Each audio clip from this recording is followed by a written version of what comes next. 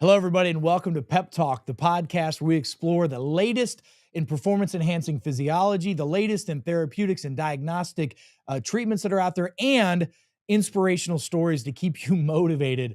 I'm your host, Dr. Eric Nepute. I'm here to help you on this transformational journey so that you can get your health back and your life back, folks. Let's jump right into this. We're going to take some complex conversations today and make them super simple. I'm answering your questions today on the podcast. If you guys, by the way, want to get your questions answered, go to peptalk.world. That's peptalk.world. Go in there and type in your questions, and we'll answer them live on the podcast. This is from a question from Sarah from Los Angeles.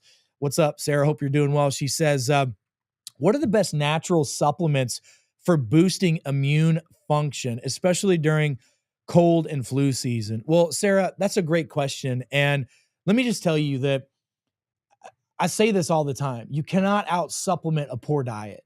So I'm going to give you the top 7 supplements that I believe, and maybe a couple other bonus tips to do during flu and cold season.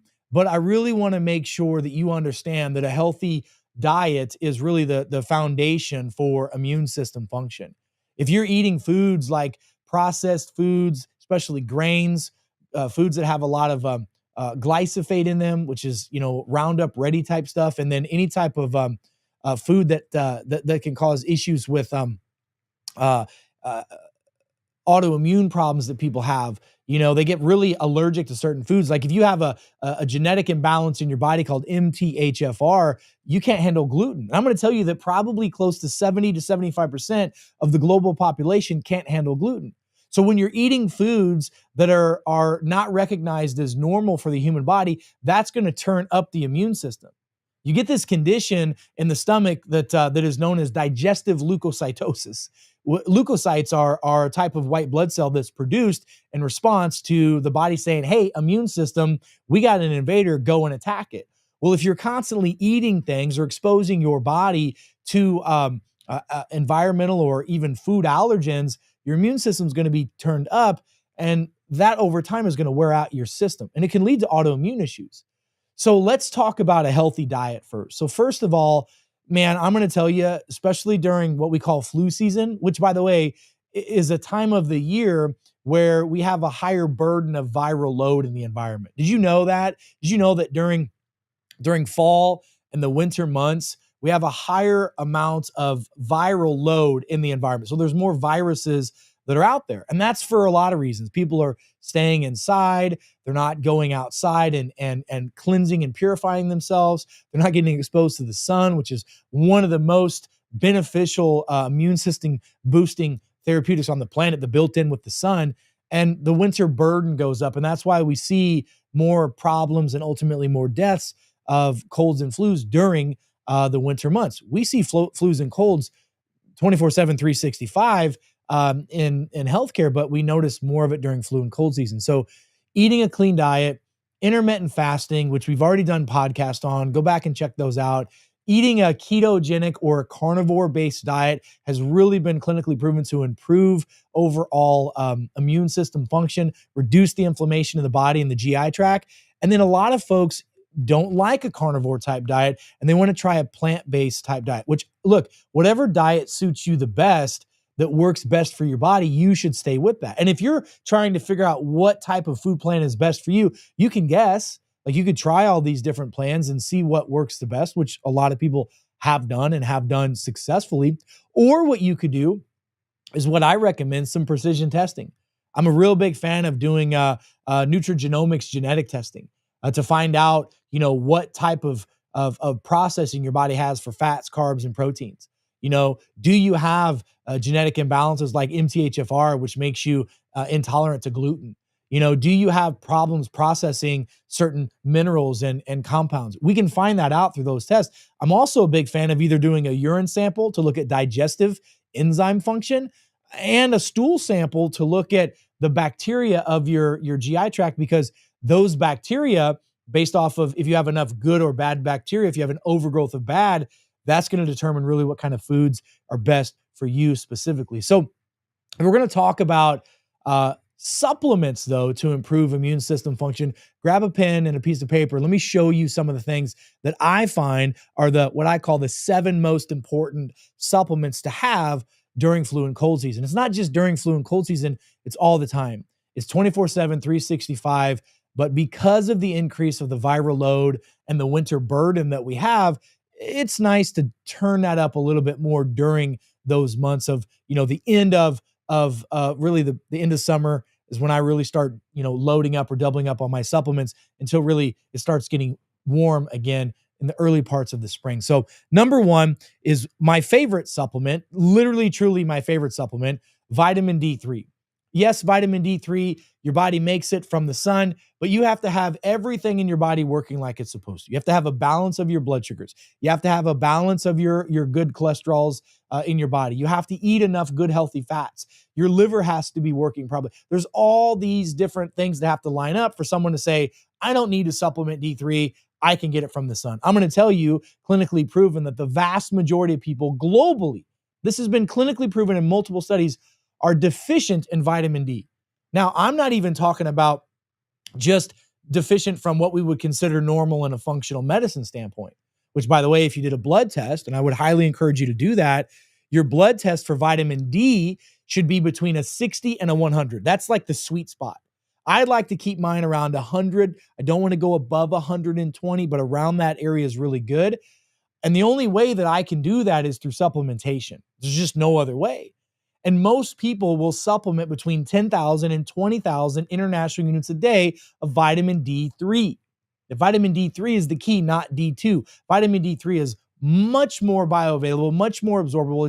It's the readily used form of vitamin D that naturally occurs in the body. So vitamin D3 supplementation by itself is huge. Now, you can get vitamin D through foods. There's, certain proteins and cheeses and things of that nature that you can get it through, but just get a good, clean vitamin D3 that is in a good carrier oil, an oil that is a healthy oil, whether it's extra virgin olive oil, coconut oil, MCT oil, a healthy oil, not a vegetable seed oil. Those are not good, healthy oils for the body. We want a good carrier for that D3.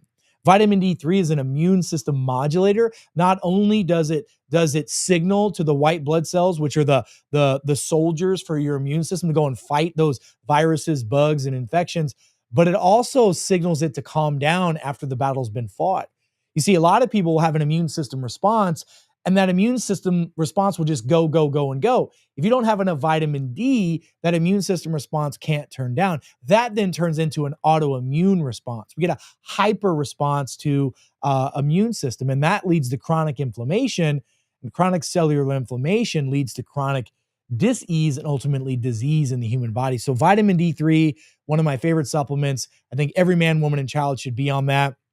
You should have your levels tested before you dose yourself. But most adults, between 10,000 and 20,000 units a day.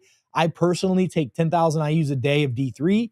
And then in the winter and in the fall, I take between 20 and 25,000 IUs per day. And I also always test my level. So that's number one. Number two is vitamin E. E is in Edward.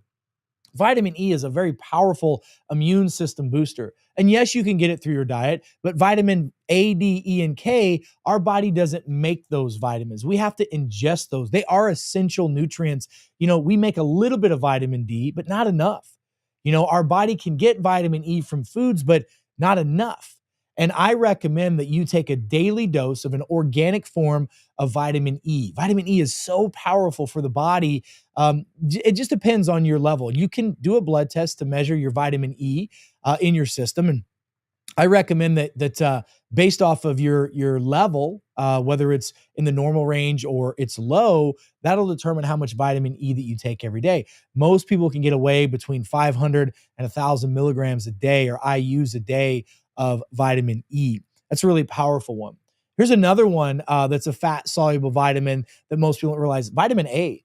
Vitamin A is antiviral, antimicrobial. Again, you can get it through your foods, but most people are not going to get enough of it. And most people don't process their fats in their body very well. So supplementing with a vitamin A every day is a really powerful thing. Not only is vitamin A good for your immune system, it's good for your eyes, good for your nerves. It's amazing for your liver. And I'll tell you, the liver is one of the most important organs in the body to keep clean. The cleaner the organ, the liver is, the lower your inflammation is, and really, truly, the better your immune system can function. So we have vitamin D, we have vitamin E, we have vitamin A is a powerful one.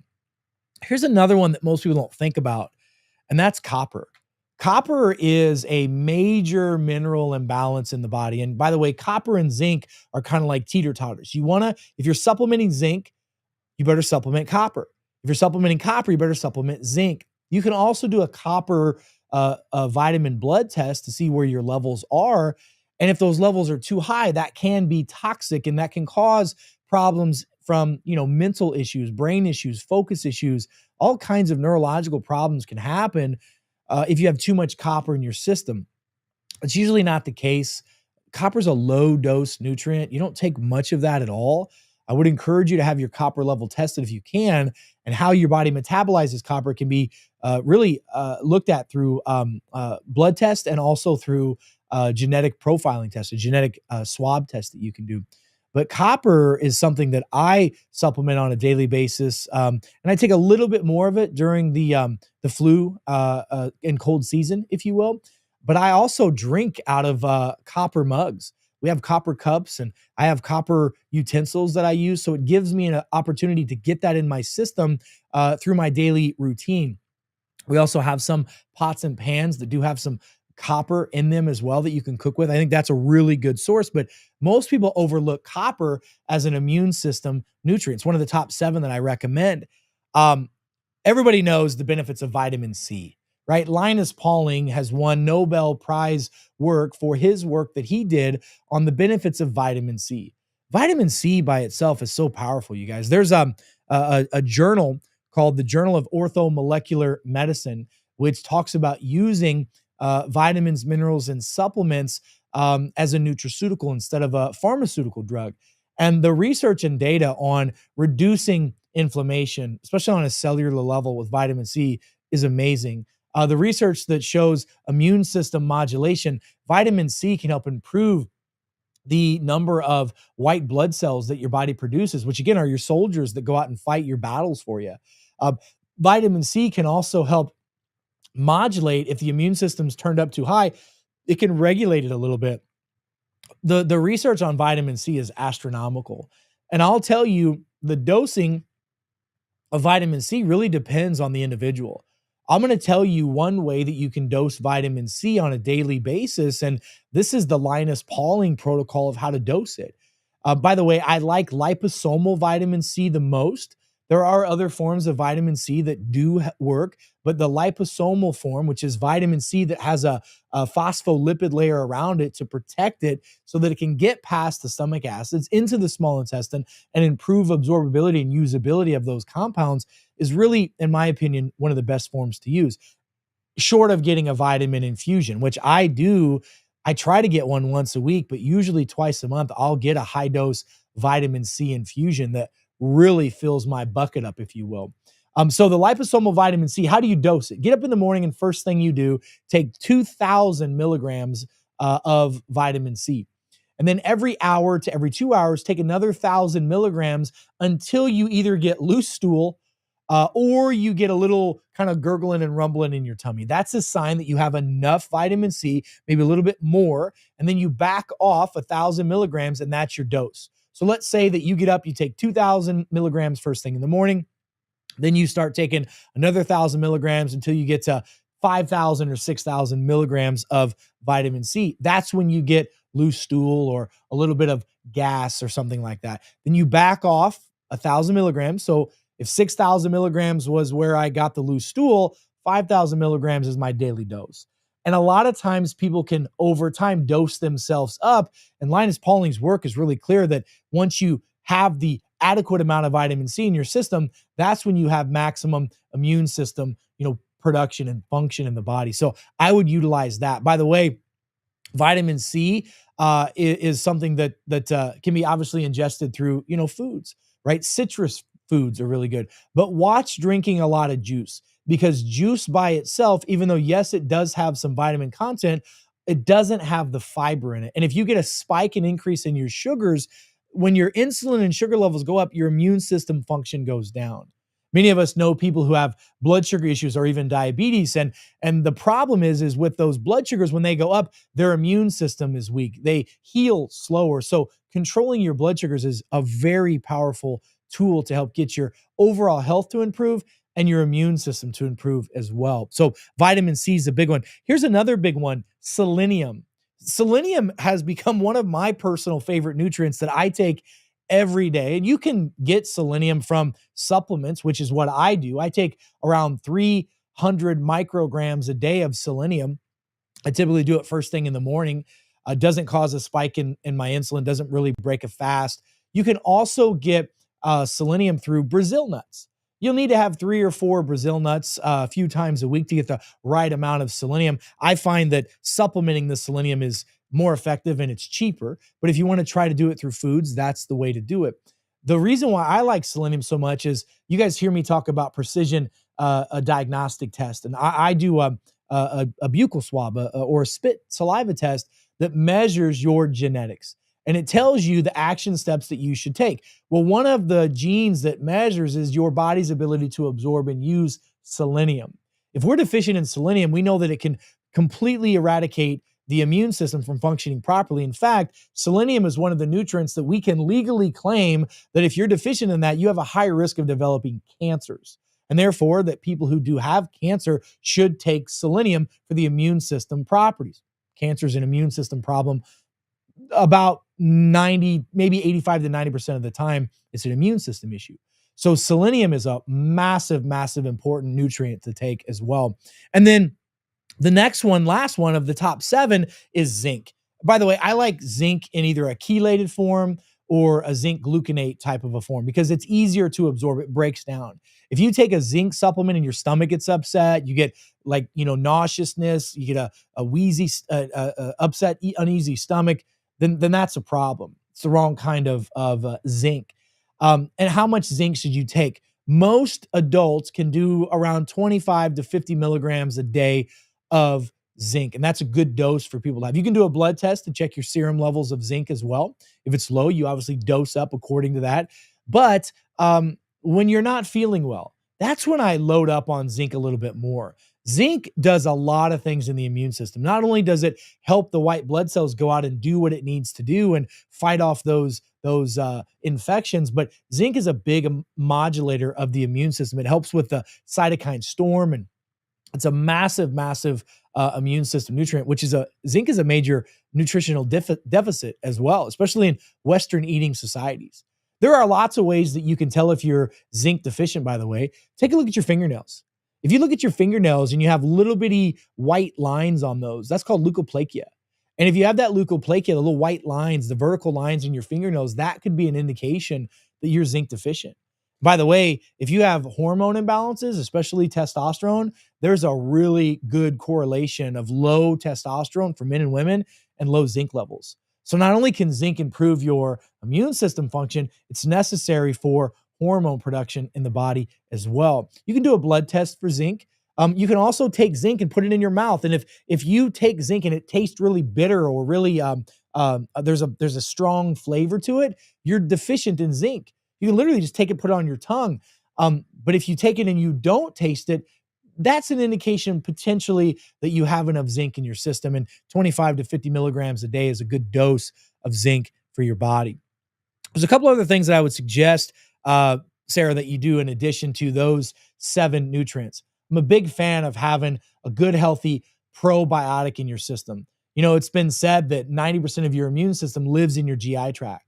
Having a good, healthy living probiotic, and I like master microbes. I don't like cultured bacteria as a supplement. I like the spore-based bacteria that has the fungi and all the other components in it. Those are more beneficial, stronger, and they do a better job on a cellular level and on an immune system level. And it needs to have in it especially a microbe called bifidobacterium. Bifidobacterium. That is the missing microbe that if it's not in your system, you have a higher chance of infections of all causes in your body. Just like vitamin D. If it's low, you have a higher risk of all types of infections in your system. So a good healthy probiotic, or eating fermented foods, kombucha, kimchi, sauerkraut, good healthy organic fermented foods will help you get those levels of bacteria up naturally in the body. And you have to understand something. The quality of your immune system is in direct relationship to the health of your cells. Your cells have a lot to do with your lifestyle, and understanding that you need to sleep well, you need to eat well, you need to breathe well, and you need to move well to be well is a big component. And I can't tell you how many times people have said to me, I don't feel good. And I haven't felt good in a while. And I say, all right, well, have you gotten outside in a while? No. Have you exercised? No. Are you eating well? No. Are you hydrating well? No. Are you breathing well? No. Are you sleeping? Well, you can't be well. Look, if you eat like crap and sleep like crap and think like crap and watch crap on TV, you're going to feel like crap. We are a product of our environment. So it's really important that you understand those steps. So look, those are the 7 main nutrients that you need to improve immune system function, especially during flu and cold season. We test, we don't guess. So make sure that you have a genetic profile test done, a blood test to check out those levels. And it's really good to, if you can, do a microbiotic test, the stool sample, to see the health of your bacteria in your gut. So hopefully that helps you, Sarah. Put that into play, because I know a lot of people ask this question all the time. So look, folks, I just want to say thanks again for tuning into this edition of Pep Talk. We hope that you found today's episode insightful and empowering. And don't forget, make sure you guys like and subscribe the channel. Make sure you share this with your friends and family, and feel free to reach out with any questions on any topics that you have. Go to peptalk.world. That's peptalk.world. And man, you're going to have the power to create your best self. And I'll see you on the next.